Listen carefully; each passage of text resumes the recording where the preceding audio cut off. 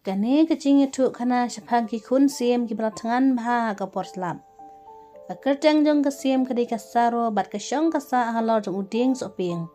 Kasaro kasna ing skum bas kem bat ba itnat bah.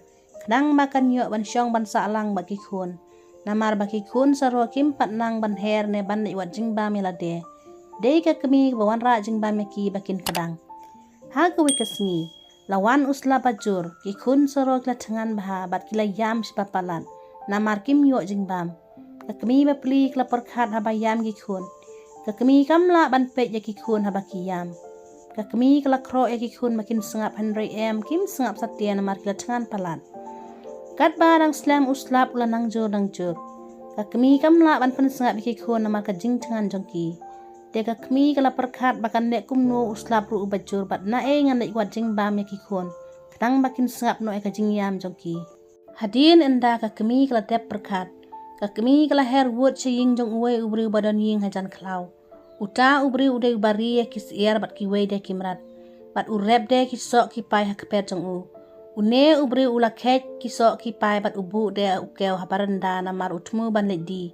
Henry namar baslap no. De uklem yok di hakata kasngi. Kasaro kalet chaying jong uta ubriu bat kaong. Ko kenrat to se irap yang ban ailem kini ki jingbam yang namar ki Khun jonga kilatangan bah. Bat kila yam sebah palat namar kilatangan. Kenrat namar baslap palat ngamla ban let wat jingbam ki Khun. Uta ubriu la sneu sen plat ula ai da ki sok bat ukel ya kasaro bakan ra ki Khun pelatangan. Kasaro kla tep ukel hapo sentul bat kala ra da ki kijat di usok. Kala lek herwood bat ki Khun chaskum bakan ai ki jingbam ki Khun belatangan.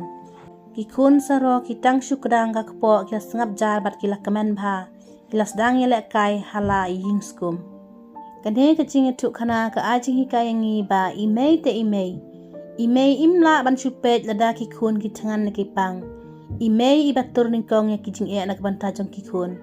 Imei im kuslai lada yap ila deru intur innum kenran. Lada pisau tenat, sengop like, share, subscribe ke channel. Pisau tenat kena kejingnya tu kana, sa komen.